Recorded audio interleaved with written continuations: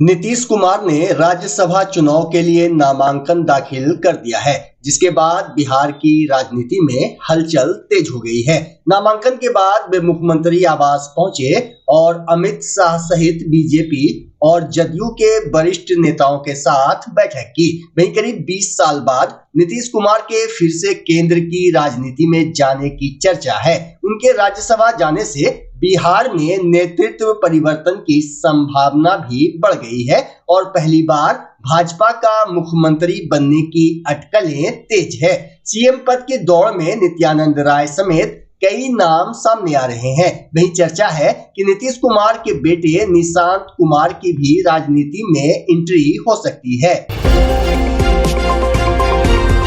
Bhagalpur junction पर Malda division के DRM Manish Kumar Gupta निरीक्षण के लिए पहुंचे। इस दौरान उन्होंने स्टेशन की विभिन्न व्यवस्थाओं का जायजा लिया। निरीक्षण के क्रम में सबसे पहले उन्होंने स्टेशन के पार्किंग एरिया और टिकट काउंटर का निरीक्षण किया। इसके बाद वे प्लेटफॉर्म संख्या 1 पर पहुंचे, जहां भागलपुर से आनंद विहार जाने वाली विक्रमशिला एक्सप्रेस खड़ी थी। डीआरएम खुद ट्रेन की बोगियों में पहुंचे और यात्रियों से बातचीत कर सफाई, सुरक्षा और सुविधाओं के बारे में फीडबैक लिया। उन्होंने बताया कि होली के बाद ट्रेनों में यात्रियों की भीड़ बढ़ जाती है, इसलिए व्यवस्थाओं का निरीक्षण किया जा रहा है ताकि यात्रियों को बेहतर सुविधा मिल सके। निरीक्षण के दौरान रेलवे के अन्य अधिकारी भी मौजूद रहे।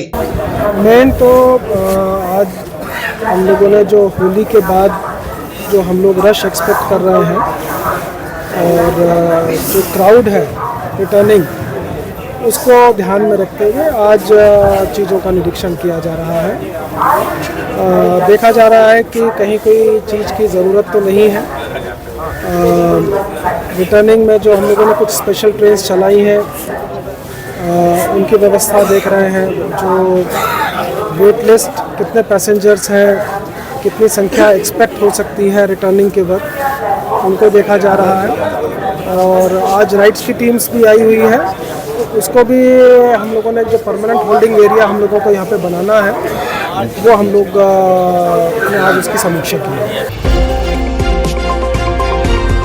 भागलपुर जिले के पीरपैंती प्रखंड अंतर्गत परशुरामपुर पंचायत में अचानक लगी भीषण आग से इलाके में अफरा तफरी मच गई। आग की लपटें इतनी तेज थी कि देखते ही देखते विद्यानंद यादव और नारद यादव का फूस एवं चचरी से बना घर पूरी तरह जलकर राख हो गया। घर में रखा अनाज, कपड़ा, बर्तन सहित दैनिक उपयोग का सारा सामान भी आग की भेंट चढ़ गया, जिससे दोनों परिवारों को भारी आर्थिक क्षति हुई। घटना की सूचना मिलते ही पंचायत के मुखिया पवन यादव मौके पर पहुंचे। ग्रामीणों की कड़ी मशक्कत के बाद आग पर काबू पाया गया। पीड़ित परिवारों ने प्रशासन से मुआवजे की मांग की है।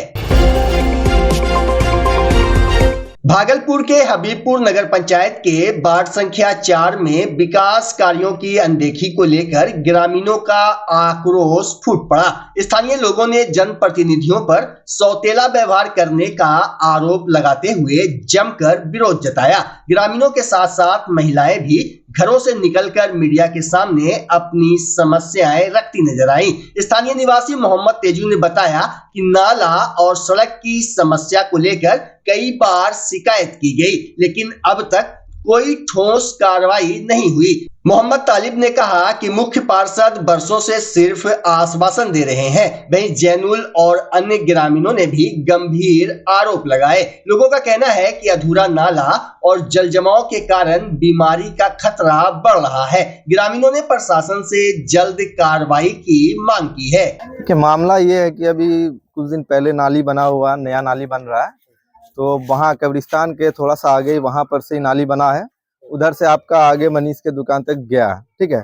लेकिन इधर से जो आपका पीछे जो है यहाँ भट्टे के गली तक, जो 4 नंबर वार्ड में ही पड़ता है, और नाली भी 4 नंबर वार्ड में ही बन रहा है, तो यहाँ से नाली का स्थिति बहुत खराब है। और यहाँ पर जो बरसात का मौसम आता है और अभी भी ये हाल है कि अगर जुमा के दिन मतलब हो तो पानी पूरा नाली का रोड पर बहता है, और जुमा के नमाज पढ़ने में आने जाने में पूरा लोगों को दिक्कत होता है। बुजुर्ग लोग रहते हैं, उनको गिरने का भी डर रहता है, और कितने लोग गिर भी चुके हैं।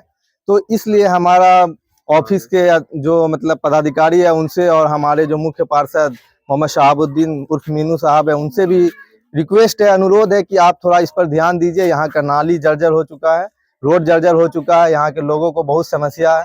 कुछ लोग आपके पास गए भी, लेकिन उनका कहना है कि कुछ सुनवाई नहीं हुआ।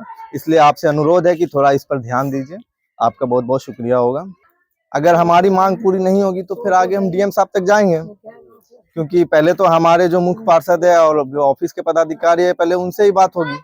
अगर उनके बाद भी अगर नहीं होती कोई सुनवाई तो फिर डीएम साहब तक जाएंगे। वहाँ झाड़ू लगाने नहीं होता और नाली साफ करने नहीं होता है, नाली साफ करने होता। हम लोग कुछ अगर बोलते हैं तो सीधा बोलता भी जाइए मुंशी जी को बोलिए जा करके। नहीं एकदम गिर रहा पड़ रहा, नमाज किताब कुछ नहीं टूट गया, कूड़ा निकाल के रख दिया तो कोई आया नहीं उठाने के लिए। उनकी जो कि रोजा रमजान का है, जो हम लोग जो रोजा नमाज करते हैं, जो करते हैं, गंदगी एकदम फैला के रख दिया है। अब कोई भी आ रहा, गिर रहा, पड़ रहा। नगर पंचायत का अधिकारी तो कहता है कि रोज झाड़ू लगता है, कुछ भी नहीं बोलते हैं और बोलता है कि वहीं जाके मुंशी को बोलिए जाके। हम लोग से जब भी आता, जब हुज्जत होता है तो क्या करें, सब बोलता है कि जाके आगे बोलिए जाके। हमको जो आदेश मिला हम वही करें। मेरा बीबी सोनी नाम है। मामला ये है कि जैसे कि आपको मालूम हुआ कि यहाँ ये वाला रोड बन रहा था, आधा में मतलब बना करके छोड़ के चला गया और बन रहा था कि नाला बन रहा है, नाला बन रहा था अभी, तो मतलब आधा ही काम करके समेट के सिल्ला चला गया, इधर छोड़ दिया। मेन यही ज्यादा दिक्कत है। एक मरते का बात है कि एक टेम्पू वाला मतलब जा रहा था बेचारा सामान लेकर के, वो गिर गया, उसके साथ बच्चा बैठा होता, छोटे बच्चे का पैर टूट गया। उसमें हम लोग यहाँ किए और इससे पहले भी 2-4 बार वीडियो बना के भेजे और कोई रिएक्शन नहीं है। और जुम्मे के दिन पूरा पानी उनी जमा हो जाता है, जिसके वजह से हम लोग को जाने आने में, नमाज उमाज वगैरह में बहुत ज्यादा दिक्कत होता है। मेरा नाम मोहम्मद तेजू। हम ये बोलना चाहते हैं कि हम लोग को नाला रोड यहाँ तक चाहिए। वहाँ तक बोलता है कि नहीं, वहीं तक नाला रोड पास हुआ है, वहीं तक बनेगा। मुखिया जी बोली कि हमने तो हम दूसरे फंड से यहाँ बनाएंगे इसको, अभी तक नहीं बनना है। 5 साल से ऐसे ही पड़ा हुआ। जब भी आता मुखिया जी कहता है कि हम बना देंगे, मैं कुछ नहीं उसका सुनवाई होता है। इधर से बोलते उधर से सुन लेता है। जो भी कितना बार एप्लीकेशन भी दिया हम लोग, और एक तो पोल हमारे घर के पास वहाँ पर डैमेज है। अभी तक मेरा पोल कहीं मुखिया जी कि कल इसको खुलवाएंगे, अभी तक नहीं खुलवाया पोल। और पिछले दिन से नाली इस तरह से मामला ये समझिए बहुत दिन से ये है, बहुत दिन से तकलीफ हो रहा हम लोग को कि हम लोग पानी को निकालना पड़ता, हम लोग डेली साफ करते नाला। मतलब नाला 15 साल से बना नहीं है इधर। जब भी वोट लेने के लिए आता तो एक ही सवाल गिरा था, आपके नाला रोड दोनों बननेगा, दोनों लेकिन आज तक न बना। वो आप बोलो तो बोलता फंड में पैसा नहीं है। सब जगह बन गया, इधर का फंड में पैसे नहीं है। हफ्ते में एक दिन झाड़ू मारने के लिए आता है। वो भी नहीं आ रहा तो चुनाव के समय तो बस नाले रोड का जिक्र होता है। क्या नाम हुआ आपका? मेरा नाम मीना हुआ। Ward number 4। क्या मामला है बाबा? मामला यही है कि चलते फिरते नमाजी को तकलीफ होता है और मेरा देखिए पैर भी टूट गया है। बोलिए हम कैसे फिरेंगे? बोलिए मेरे को सरकार कैसे मतलब दीजिएगा? बोलिए ये हालत है, देखिए पैर मेरा देखिए टूटा हुआ और यही गिरे, नाली में गिरे, सब उठाया मेरे को। तो हम लोग सब नहीं बना बाबा। ये बहुत रोज से नाली नहीं बनना, तोड़ फाड़ के चला गया। बहुत ज्यादा तकलीफ होता है। नाली गड़बड़ सड़बड़ है, रोड सही नहीं है, गिर पड़ जाते हैं हम लोग, नमाज पढ़ जाते हैं मस्जिद में, तो बहुत तकलीफ होता है। नाली जो बन रहा है बाबा, बन रहा तो यहाँ तक बनेगा, रोड बनेगा तबे ना। भागलपुर के हबीबपुर जामा मस्जिद में नमाज तरावी मुकम्मल होने पर देश में अमन चैन और खुशहाली के लिए खास दुआएं मांगी गई। रमजान के इस मुकद्दस मौके पर मस्जिद में बड़ी संख्या में रोजेदार और नमाजी मौजूद रहे। तरावी की नमाज हाफिज जमीर की इमामत में अदा की जा रही थी। बीते 15 दिनों से लगातार सैकड़ों की संख्या में मुस्लिम भाई मस्जिद पहुंचकर कुरान शरीफ सुनने और तरावी की नमाज में शामिल हो रहे थे। नमाज के बाद मुल्क की तरक्की, भाईचारे और शांति के लिए दुआएं की गई। इस मौके पर मोहम्मद आफ्ताब बारसी, मोहम्मद हिलाल, भोला खान, शहनवाज बारसी, परवेज जमाल समेत कई लोग मौजूद रहे। भागलपुर के हुसैनाबाद स्थित मुगलपुरा मस्जिद के समीप बुधवार को सामूहिक इफ्तार पार्टी का आयोजन किया गया। इस मौके पर इलाके और आसपास के सैकड़ों लोगों ने बड़ी संख्या में शिरकत की। रोजेदारों ने एक साथ मिलकर रोजा खोला। आयोजन को लेकर इंतजामिया कमेटी के सदस्यों ने बताया कि इस तरह के कार्यक्रम से समाज में आपसी सौहार्द, भाईचारा और एकता का संदेश जाता है। इफ्तार से पहले सभी रोजेदारों ने देश में अमन, चैन, तरक्की और खुशहाली के लिए दुआएं मांगी। कार्यक्रम के दौरान पूरे क्षेत्र में धार्मिक माहौल और भाईचारे की झलक साफ देखने को मिली। बच्चा जब जन्म लेता है तो कई बार बच्चा तुरंत नहीं रोता है, रोने में देर हो जाता है। ऐसे में बच्चा क्षतिग्रस्त हो जाता है और उसके बचने की संभावना कम हो जाती है। और यदि बचा तो भविष्य में उसमें विकलांगता की समस्या आती है, जिसे सीपी कहते हैं, जिसका कोई माकूल इलाज नहीं है और ज़िंदगी भर बच्चा विकलांगता से जूझ सकता है। ऐसे में पूरे संसार में कूलिंग थेरेपी का सहारा लिया जाता है। जन्म से ठीक 6 घंटा के अंदर यदि उसको कूलिंग थेरेपी दिया जाए तो उससे उसका सीपी की समस्या कम होती है और बचने की भी संभावना बढ़ती है। पहली बार बिहार झारखंड में आपके शहर के स्नेह नवजात शिशु बाल सेवा केंद्र में यह मशीन उपलब्ध है। कभी भी ऐसी बात हो कि बच्चा रोने में विलम्ब हो गया तो आप स्नेह नवजात शिशु बाल सेवा केंद्र में जरूर संपर्क करें।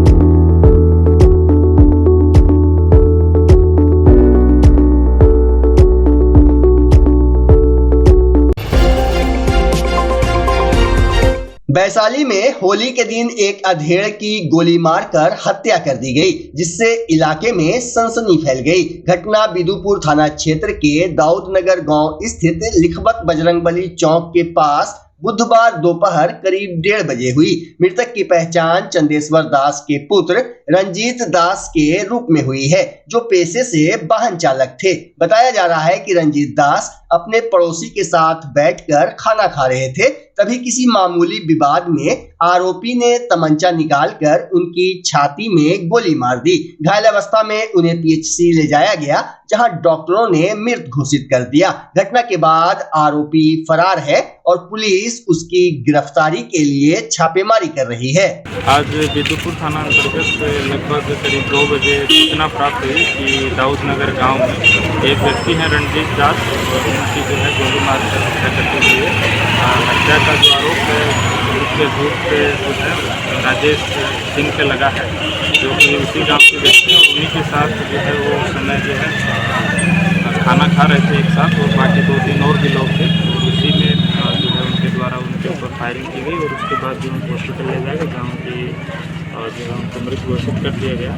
इस संबंध में जो है अभी घर वालों के द्वारा आवेदन दिया जा रहा है। उसके पश्चात प्राथमिकी दर्ज करके जो है गिरफ्तारी की जाएगी। अभी तक जो है घटना का स्पष्ट कारण जो है सामने नहीं आया। बाकी जो आई विटनेसेस हैं जो साथ में थे उनसे भी पूछताछ कर रहे हैं। उसके बाद जो स्पष्ट कारण आएगा तो आप लोगों को विस्तृत रूप से जानकारी दे दी जाएगी।